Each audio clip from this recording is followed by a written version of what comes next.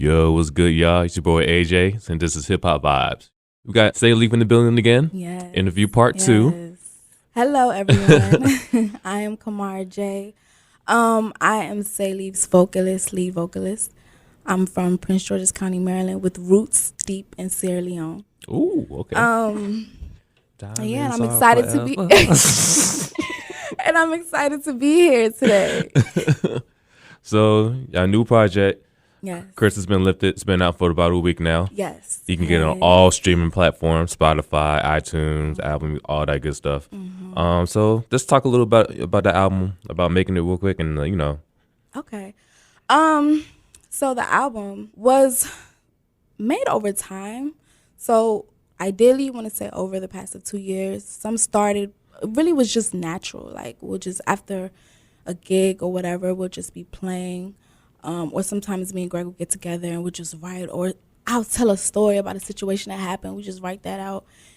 Yeah, just come together, make the beat, and it just fall in line. And yeah, so like the album is just really a combination of stories, a combination of just experiences that we've all have went through, taking our love for music, our love for certain sounds, and just really vibing on it, not thinking too much about it. I think this project versus the first one, we really didn't think too much about it. Okay. We just came together and made it happen, you know?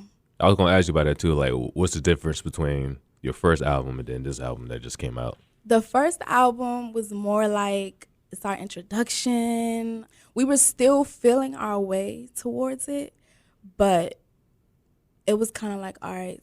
And I was also like very raw in my like artistry. So also, the difference between really the rest of the musicians and me is like they went to school for it. You know what I'm saying? Like they're a little older, so they like had experiences with being in different bands and playing. I was just the girl that just wrote her songs, singing, you know what I'm saying, listened to music and just came in there like, okay, where do I go? You know? And so it was just like I had to learn a lot of things, just like the technical side of music. Not just, you hearing it and you just going off and singing, like also listening to the music, listening to each part of the instrument and knowing how to sing and dance with them also. And then with this one, it's just kind of like, all right, I'm a little seasoned. This is what I want to do. This is what we want to do. This is what we're going to do. You know what I'm saying? Like, yeah, that's really the difference between it. It didn't follow any pattern. The first one followed a pattern. I don't know if you remember in the first album, it was like a little story intro. Yeah. This one was just like, we're going to put what we vibe to on it. Okay. So talk about how you first joined Say Lief. So I first joined Say Lief. I was working it was back in 2017. Mm-hmm. I was working at this store, and this man came in the store. And I, mind you, had already kind of started to really go after my music. Like I had studio sessions. I was taking instrumental beats off of YouTube and just writing to them and recording them.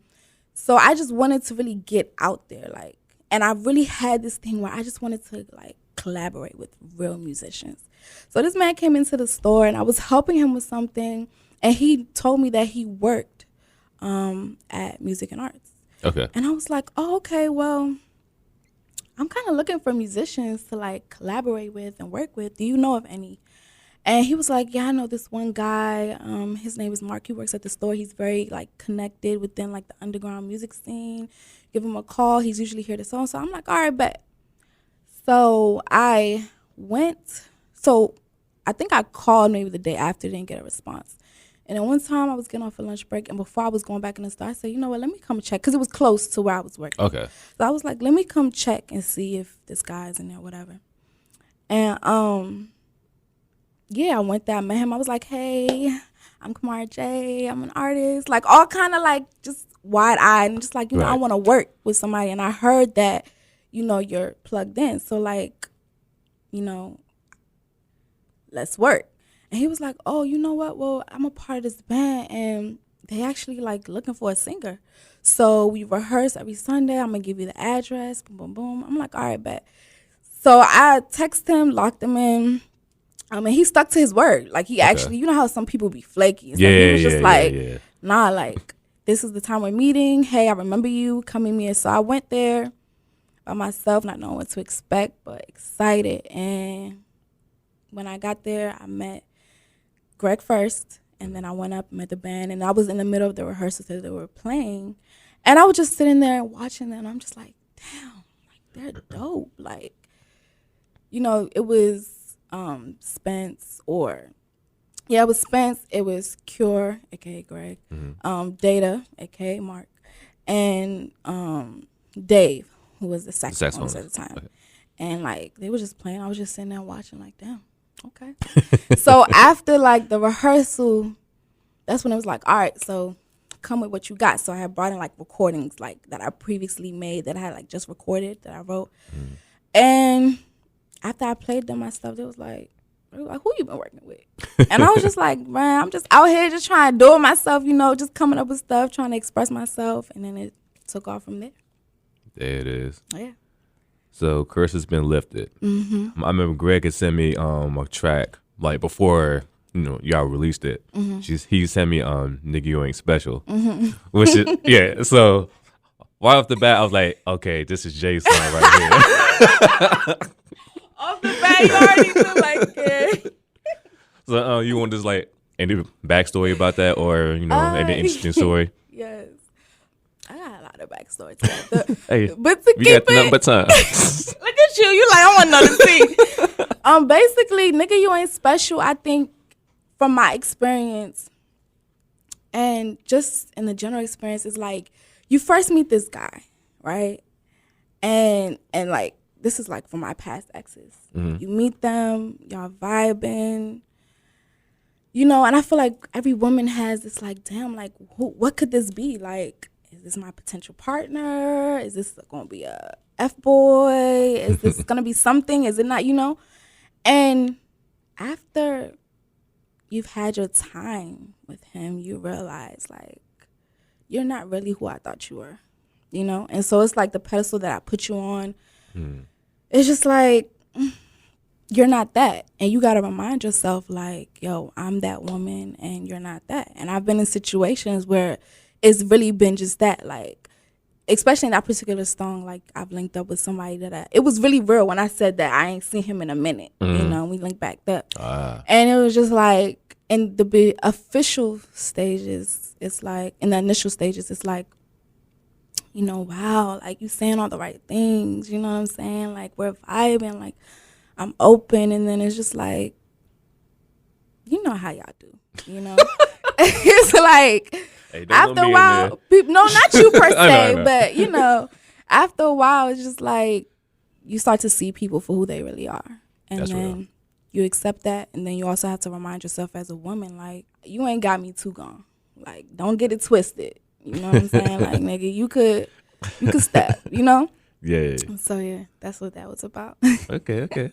Nice little backstory. Yes. So, if you had to pick your top 3 favorite tracks from the album, what would you pick? Nigga You Ain't Special, Schmoot, Match Me Like. I would say those are my top 3. Okay. And why? Nigga You Ain't Special because I feel that shit from the soul, you know? Of course. Schmoot because it's just like a really feel-good dance song. It is. It definitely is. And you don't hear a lot of those nowadays. And that bass was hitting too. Yes. I had to tell that. I said, bro, you better go off on that bass, bro. But I'm in my car like, yes. Ooh, boy. Like, that's why I respect them so much, because it's just like, they all go off. But Schmoot would be one, because of feel-good dance. And then Match Me Like, because it just gives me a feeling of like release. Like when you jamming, you hearing that song. Anytime we hear that song, like we was just in a car when we was coming, and me and Kyo was just like jamming to that. Like, yeah, it's just a feel good song, you know, a vibe to it. Yeah, that whole album is a vibe for real. I was playing that joint yesterday, but the other day, and that joint was just like, it was good. Yeah, I was in my car was like.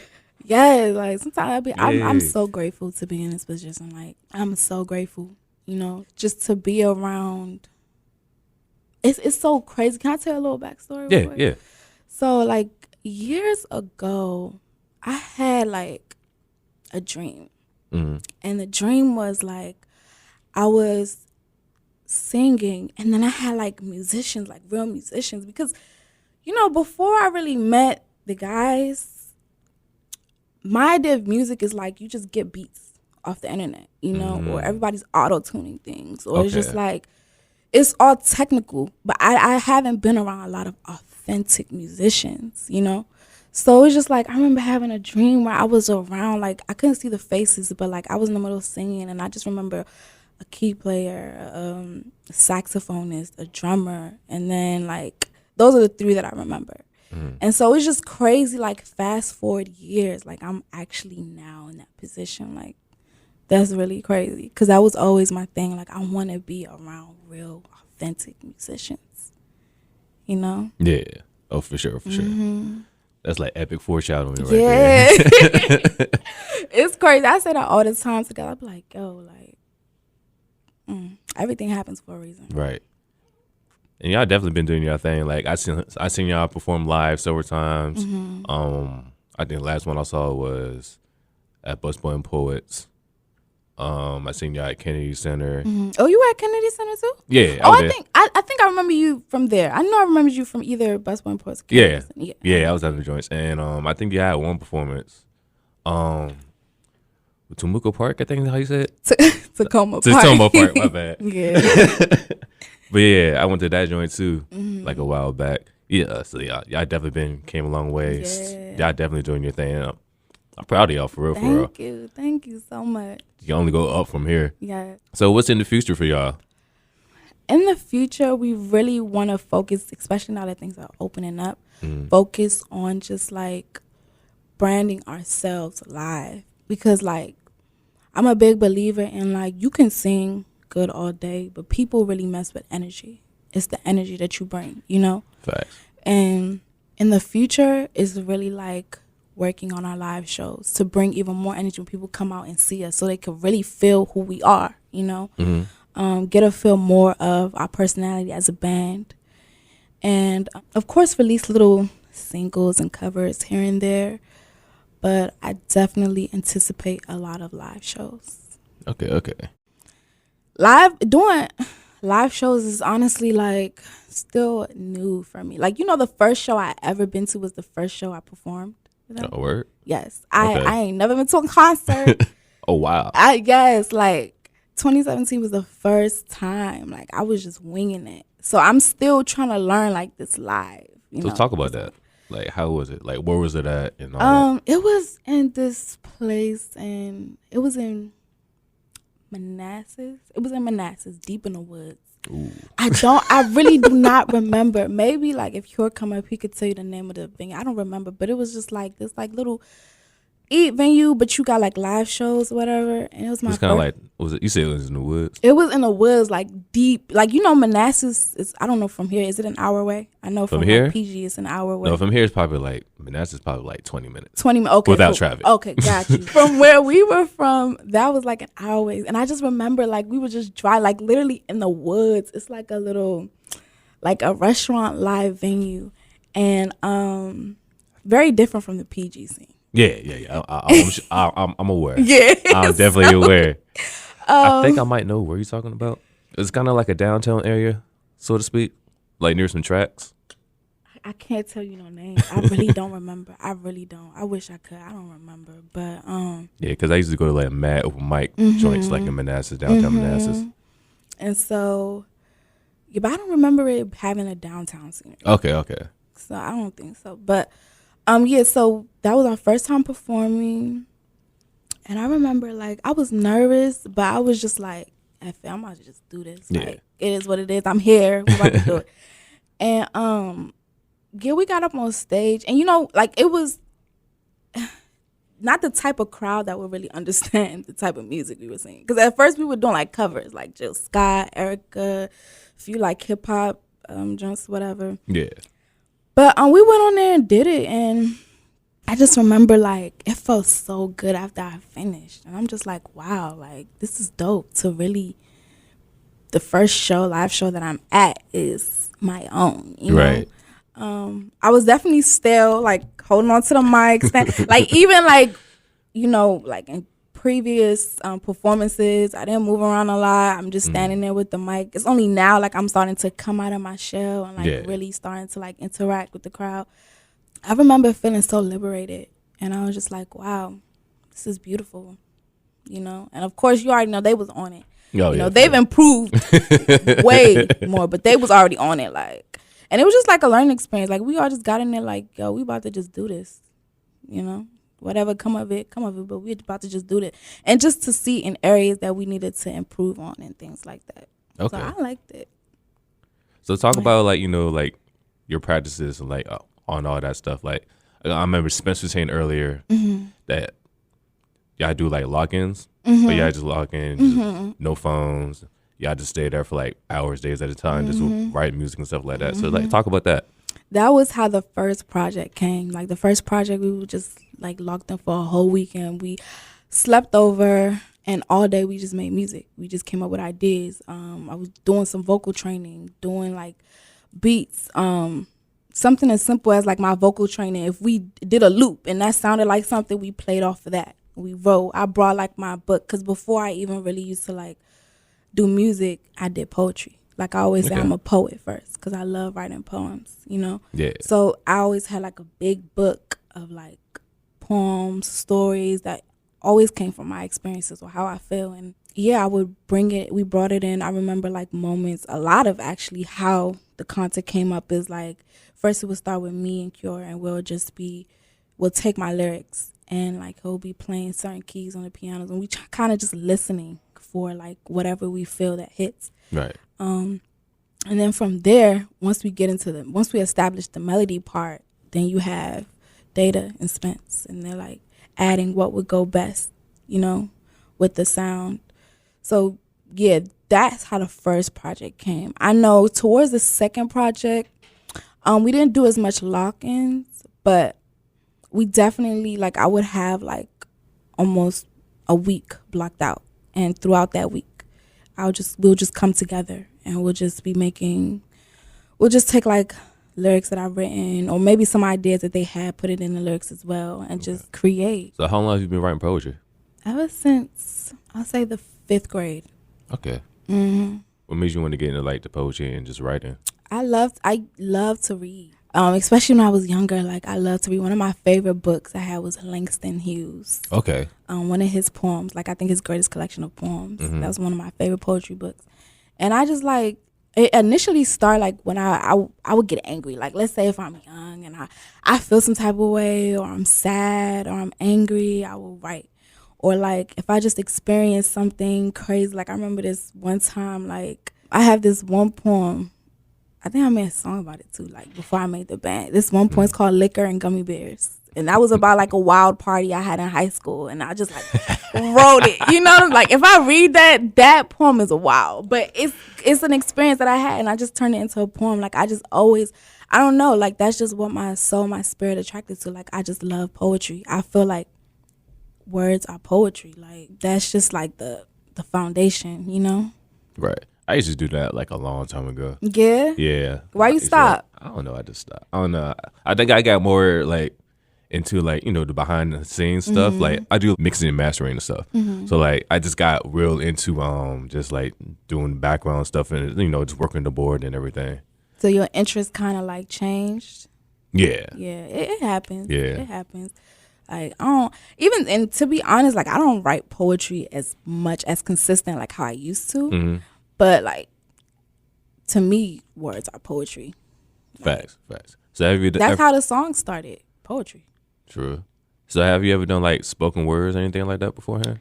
No, I haven't. Would you ever do it now? Yes. You know, once everything, like, opened back up. Because, like, when I was always a creative, but I was such a private creative. Like, even, like, music. Like, I didn't tell people I really did music. I just did it.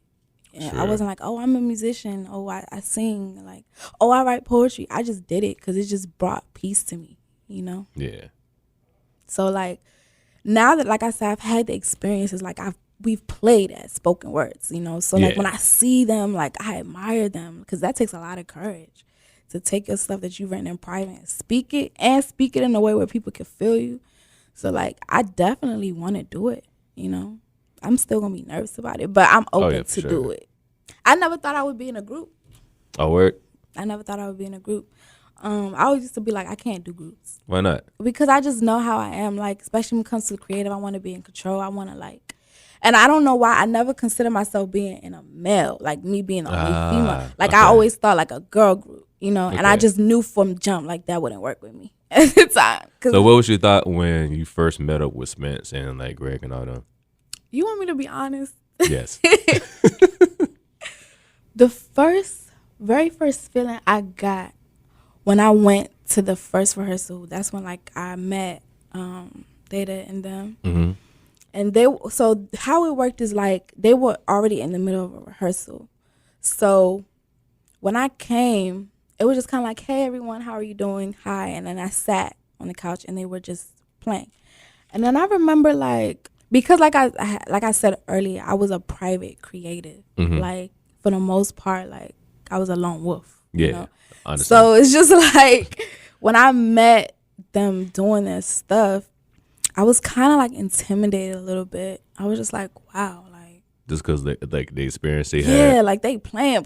You know what I'm saying? And they were so serious. I was just like, I don't see how I would fit in this. Like, and you know, after that initial rehearsal, like me and Greg, we just started like talking.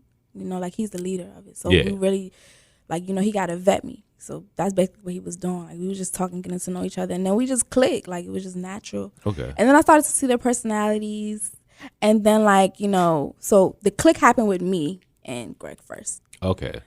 AKA Cure. Yeah. And then, yeah, like the more I was around, the more I started to be around the other group members and like see their personality for who they were.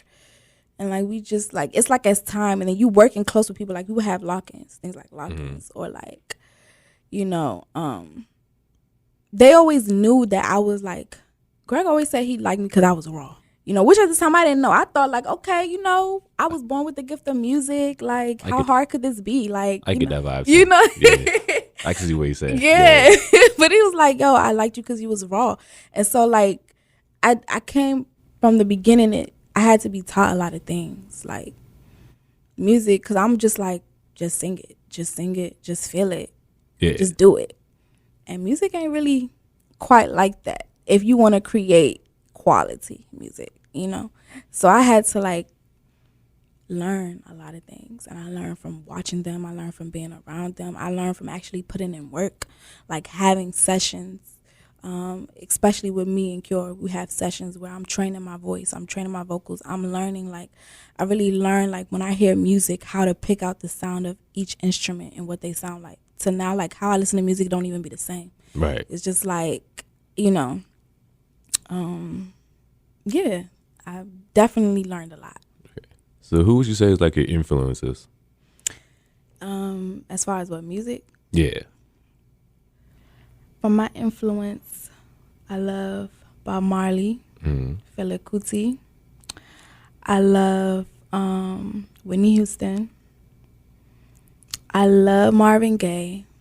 I love Sade. I love Aaliyah. Erykah Badu, most definitely. Jill Scott. Billie Holiday. I'm seeing the common pattern here. Yeah, you see the pattern, right? D'Angelo. Lauryn Hill. I love the Notorious B.I.G. He's one of my favorite rappers. I'm a Pac guy myself. Yeah. I love Pac. I love both, but I love Pac more for like what he stood for and the way he spoke his words. If we talking about like rap, Biggie all day. Biggie, yeah, no. you know He was definitely a better rapper. Yeah. I just feel like Pac was a better artist. Yeah. I could see that, yeah. I could see that. Like he was for a cause, you know. Yeah. Everything he did was with intention, and I respect that.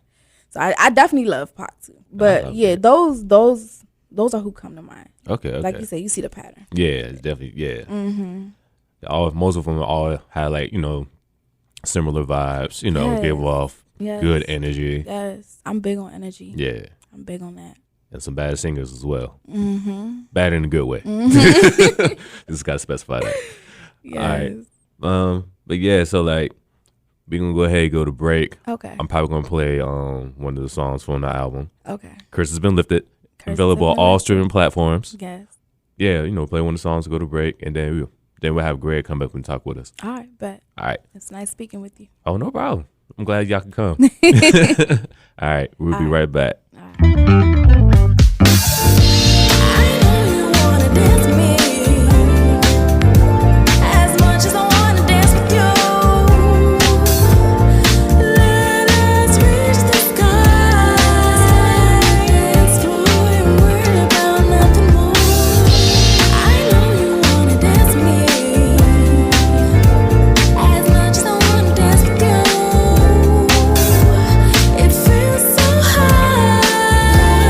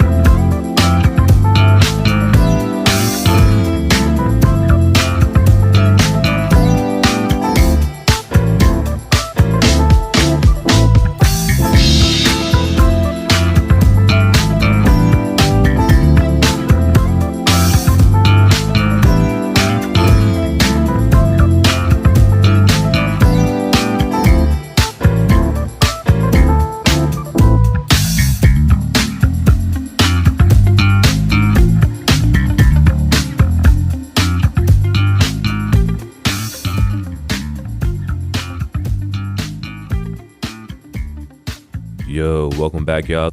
I'm your host, AJ, and this is Hip Hop Vibes. You got my boy Greg in the studio, the last member, Lief. What's up? What's up? Just introduce yourself, your name, where you're from, your role in the band, all that good stuff, what you play. Yeah. So my name is Cure. Greg, people call me Greg. In the band, I go as Cure. I'm the leader of Say Lief, apparently. Yeah, we got started in 2017 in a little house or a bicycle shop in Capitol Heights, Maryland. We had our first practice rehearsal, whatever, just to peep the vibes of whatever of each other, get each other's temperature, and we took it from there. We've been on stages. We've been at the Tacoma station. We did a show at the Kennedy Center. the Kennedy Center, right? It's the small stuff like the Kennedy Center. Something slight. Yeah, I couldn't even remember the venue. Like Kennedy Center, it's not that big of a deal, So, and it's almost 4 years. Things are lining up. What you play? Oh, I play the keyboard. I play keys. I produce. I arrange the music. I'm the musical director, vocal coach, confidant. Oh, so yeah, shoulder to cry on. Definitely the leader, The Rock. The Rock. The Rock. I saw the clip that Spence put up, and the sentiment and the heartfelt love that I got from Spence. It made me tear up a little bit. But yeah, definitely with being a leader in any respect, you have to be the one that everybody comes to being the central point. And I knew when forming something that I'll have to be everything. I'll have to, if not control everything, but just be available to do whatever. And I knew that going in, but I still, it's still mind-boggling. Yeah, how much each step takes, how much energy, how you have to communicate, how it's still a learning process. We're still learning each other and stuff like that. So. It's literally like being married. You're married to two guys and a girl. So it's kind of weird. But I'm enjoying it. I'm very much enjoying it. That's what's up.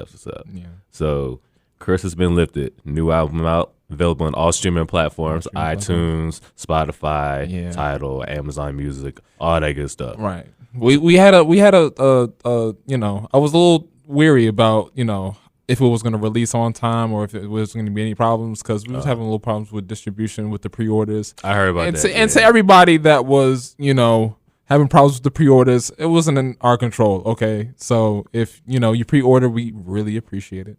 And if you still would like to order the album, you can still do that, and it will still be a benefit to us, and you will still get a piece of the project. So please, do that.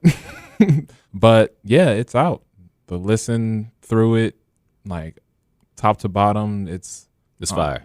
Yeah. And I'm not just saying that because you're here. Like, it's legit fire, bro. Like, it's a whole vibe for real. Appreciate it. I feel like my favorite track personally is Why Are We Winning? Yeah, that's my favorite joint. I kind of got like Sonic vibes from it. Sonic, yeah. So definitely video game inspired. Okay. We with that particular track, I draw a lot of inspiration from stuff I see on like Instagram and stuff like that. And I saw a clip that was of that, speed and high intensity, and I was like, I think Spence can do this. Like, I think this is like Spence's like where he wants to be as a musician. And I wrote the beat, not the beat, but I did like a little drum demo for it. Okay. And sent it to him or whatever. I really didn't get like a initial response, or like, he of course he said it was dope or whatever and blah blah blah, but like from when I sent it to him to when we recorded it, it was like you could have done this whole time. Like, it was such a surprise to me, like, because seeing someone progress from one area to another, like you see like the intricacies, like, okay, this is something that you're natural at, this is something that you're not, so like that's not your thing. But when you see someone like, oh, okay, and it's like the best thing ever, like, it's so amazing to see that, like, yeah. And that's the other part about being a leader is you get to see people's evolution and like be a part of like how they go from one side of musicianship to another. I remember Jay was talking about earlier how like before she met y'all, she was just writing and just singing, and then like working with y'all, she got a better understanding of like the arranging, the technical side and all the other stuff. Yeah, since y'all so experienced. Exactly. So Jay is another one that has come a long way, and still is like each day growing in who she is as a person and a musician. My personal favorite, and we was driving down listening to it, as far as her vocal performance, was The Calm. Okay. Yeah. And just how the ideas that she had on that particular track, it was like something that the most experienced singer, like I feel like, would have a hard time to like capture perfectly. And she did it just like it was nothing. A few years of experience. Like I work with singers that singing since they was children. Yeah. She's been singing since she was young, but she hasn't been on stage. And she tells me the story, and it's amazing to me. The first time she's ever been to a concert, she's ever been to a live concert, she was the one performing. She told me that too. Yeah. That is. I thought that was wild too. I was like, crazy. Wow. So just the inexperience of professional music, and she did that in 2 years. So what else can we do? How far can we get this? Right. And that's why I'm really excited for Jay. Who knows what's gonna happen next? Like we might go for a Grammy run. Hey. I got my vote. I just want to mix one song. Just one song. Oh, for sure.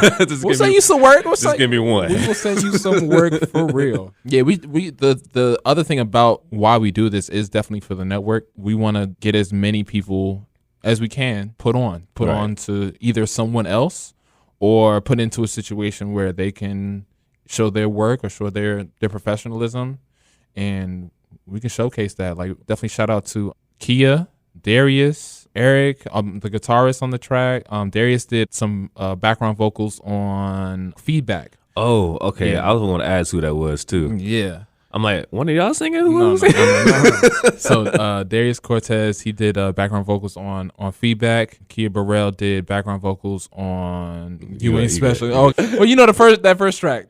Yeah, that's right. Yeah, she did background vocals on that. Eric did guitar on Schmoot and The Calm. And we had one more. How do I forgot? Sam, Mastar, he mixed 2 of our tracks and did the album cover. Isn't the album cover amazing? That is fire, literally. Yo, like he is like my go-to guy for photography, for everything. Like if I need to know like what's the best way of approaching this, or like getting this piece of content produced, or I just run it by him. He's like, oh yeah, this. I'm like, yo, okay. How do you like? Oh yeah, just do this, and like really, like you spend all of your like time researching, and like he is a Swiss Army knife, true in every form, everything he does. He mixes. He has his own studio that he works through. He has his own record label. So definitely want to connect. Oh yeah, you two. For sure, yeah. And he got like a whole fleet of artists that he's working with. So definitely good for the network. But yeah, that's everybody that was on the project, including us. So being that you the arranger, like the main person, talk about the making of the album from your standpoint. Whoa. So we started writing. I believe the first song we started writing from my standpoint was Match Me Like. And Match Me Like was a brainchild. We was on a gig in 2018 at Station House. This is an apartment building. Okay. And I'm just playing the opening riff right where the verse comes in. I was playing those progressions, those chords. I was doing it like the day before or 2 days before the show, and I was just going over it over and over and over again. I just loved that particular pattern, and the way I was doing it. I kind of just debuted it at this show, and everybody was like, oh, "What are you doing?" It's like that's not a part of the show. So I kind of played it and like got the the vibe from everyone else in the group and started, putting more to it. Data, added a part. Data added 2 parts. Data added the middle section, and the ending section, and I kind of refined it because the way because mainly it was me and Data that arranged the parts. He wrote a good amount of the chording, the progressions, and I did a lot of the arranging. Okay. Just how like his mind works and my mind works, he does a lot of the macro and I do a lot of the micro, and it worked beautifully apparently. So yeah, going like just starting a song idea. Me and Mark get our hands on it first, see what we like about it. Then we pass it off to Jay for her to either to write to or just to give her just raw idea. Like what's the first thing that comes to mind when you hear this? Mm-hmm. She does something. I run it by Spence. At the time, Spence was a kind of MIA because Lil Reyes was on the way, so he had to like be at home or whatever. But we would send him the music, and he would like give us feedback and give us pointers or whatever, or what's something that he would do, and that was going on for like a year and a half, and then the pandemic hit. Yeah, good old COVID. But it was a blessing because we were planning on releasing this last year. Okay. And the way that we was trying to rush it, well, at least in my mind, we was trying to rush it. It wouldn't have been what y'all hear today. Okay. And we started final recordings through the pandemic, obstacle after obstacle. And we did all of the recordings through MPB, the Maryland Park Bicycles. Oh, wow. Yeah. Okay. So, and we just recently lost that place. Rest in peace to MPB. Oh, wow. But yeah, so the recording process was definitely a long and drawn out process, especially for the first full length project. But I feel like the next one, because we look at these things as our children. Yeah, of course. And the amount of energy it took to get this one out, thinking about the next one is just like, all right. It's literally like, okay, you trying to get pregnant again? Or like, okay, like, I mean, we get the one we got is pretty good. We could like ride this one out, but we definitely, I feel like the next one is going to be twice, 3 times, 4 times was good. I'm gonna need y'all to pull a DMX. Drop 2 albums in 1 year. No. Have them both go number 1. Absolutely not. No, thank you. Yeah, I would lose all my hair. That's a lot of hair, man. Yeah, it's a lot of hair to lose, right? But yeah. Cool. So what would you say if you had to pick like a top 3? What would be your top 3 favorite songs from the album? Top 3, or from the new project? I really like Match Me Like. Match Me Like is number 1.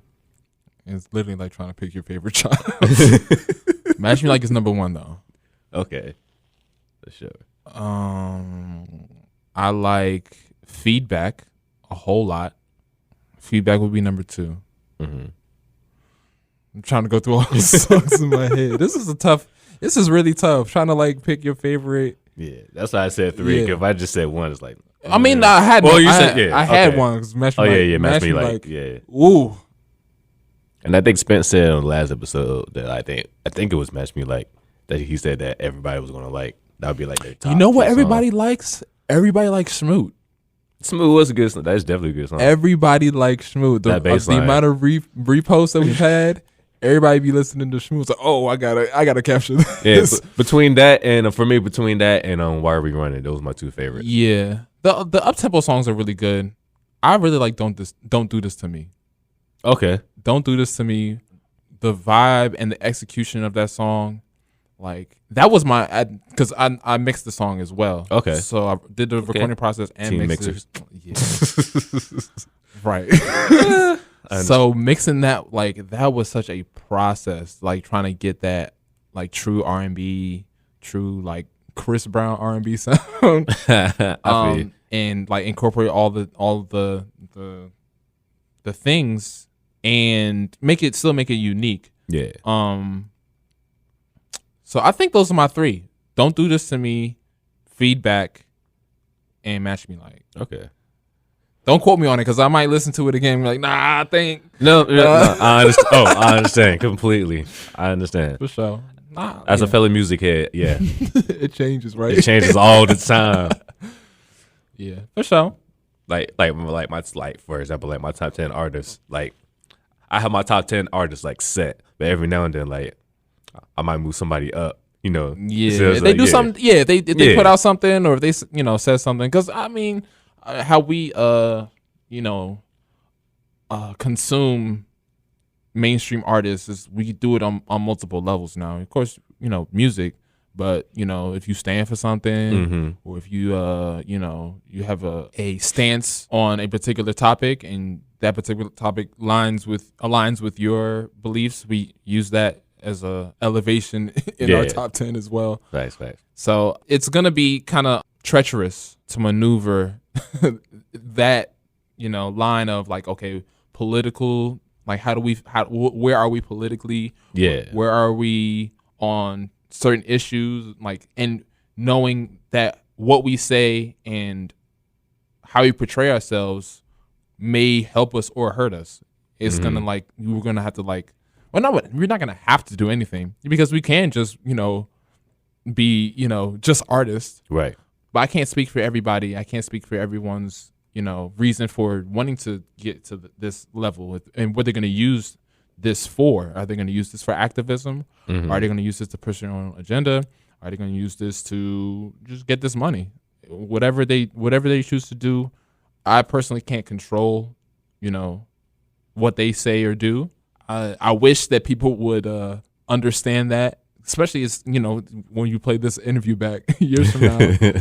People are themselves, and just because they say or do something doesn't mean that I'm supporting them, or I'm like, me personally am supporting them in that thing, or I don't support them. Either if I do support them or don't support them, that has nothing to do with me and that person's relationship. It's gonna be difficult for us in that respect. Understandable. Yeah. So as a fellow mixing engineer, what DAW do you use? I use Ableton. I use Ableton to mix all but two. I sent two of the other tracks. I sent Feedback and Gong to Sam, to Mastar. Okay. But yeah, everything was done in-house. All the recording, all of the mixing. I used a number of plugins. But honestly, a lot of the stuff that I use is like Ableton plugins. Like, okay, they have a very good suite. I mean, I'm not endorsed, and if any representatives of Ableton want to sponsor me, I mean, hey. I'll definitely do that. Nice. Your people's gonna call my people's, and we could set that up. But as far as the mixing process, I was mixing for a month and a half. Match Me Like, the final version, there were 9 versions of Match Me Like. And each version had at least 4 corrections. Okay. So like, if you go through our Google Drive is a mess. It is a catastrophe. Or if you go into the hard drive, our hard drive, yeah, you would see it has to be like at least 110, 120 versions of each song. Sound about right. Like, me saying this to you and me like thinking about it. Yeah, because I'm looking. Yeah. What am I doing? I'm looking. I'm like, I'm thinking in my head. I'm like, he about to say 100 something. He's like 100. I'm like, yep, sounds about right. So yeah, because like you mix one song and it's like, oh, I want to do this. Yeah. So you mix it again, you bounce it again. Or I hear something else. Like I'm doing a car listen, and I'm like, you know what? Like, maybe I should add this, or maybe I should, do that, and I'll go in.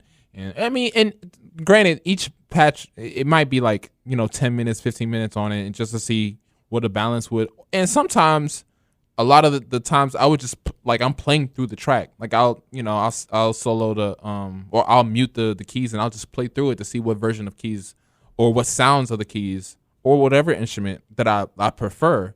But yeah, we made, like, at least 4 or 5 versions of each song. And I ran it by everybody listened to as much as they could, because I'm just my personality. I'm definitely meticulous, and I'm detailed to the to the T. To the T. There's a few things in the album that I definitely would change, but for the body of work that was produced, I'm happy with it, and I'll rather it be that way than me spending another month and a half tweaking. So that's one thing I tell like my co-host, because he's a producer. So like there'll be times like he's like making the beat whatever, and he want to add this, then he want to add this, then like he listen again, I want to add this. I'm like, bruh, it's good. You know what I'm saying? Sometimes sometimes simple is better. Sometimes, not all the time. Right. You know what I'm saying? So like it's balance. Because you can have 1,000 ideas on one track, but if you balance it the right way, it really feels like it's 2. It feels like it's 4. So having all of the sounds, because if you want to get into track numbers, Match Me Like has 25 tracks. Jesus. You Ain't Special has 30 tracks. So like when you're talking about layers, and The Calm has like 30 layers as well. So thinking about your balance more than the number of sounds or a number of elements you have, because you can make whatever you want. You can make whatever sound. However, I don't think being a producer means you need to, either be this type or this type. Whatever you feel like at that moment, whatever you feel like would sound good together, do that. Facts.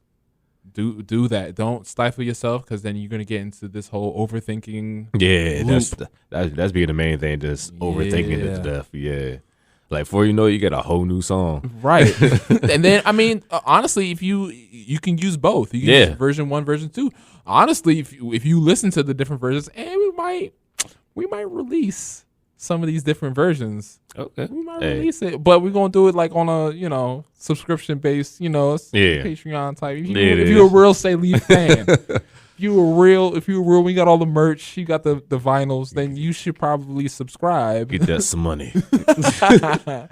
I mean, it's talking about if y'all, getting enough streams or like getting enough pre-orders, whatever, y'all thinking about making like limited edition vinyls or like CDs and things like that. Yeah, we were thinking about doing that. There's a couple more steps that we have to complete in order to get that underway, but I'm definitely down for doing that. The response that we've gotten from the project so far is, it's all roads are leading to doing that. Either it be CDs or vinyl or both. Right. But there is a cost to these of course services. So if you would like these things, you should definitely support, monetarily. Pay me.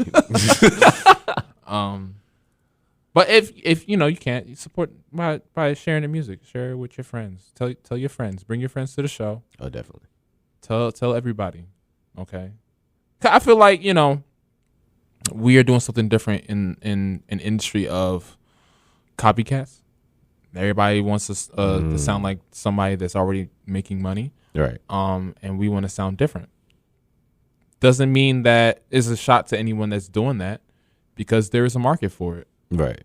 But I don't want to sound like, elitist or like, because I could definitely do that, get to preaching on y'all. But we want to, revive the industry. Yeah. We want to revive music business. We want to revive musicianship in the industry. So we're going to do everything that we can to promote that. We're going to support anyone who is promoting that and put everybody on that we can that's doing that. Not to shot anybody that's, doing cookie cutter stuff, because that I like a lot of that music. A lot of that music gets me in a certain, vibe.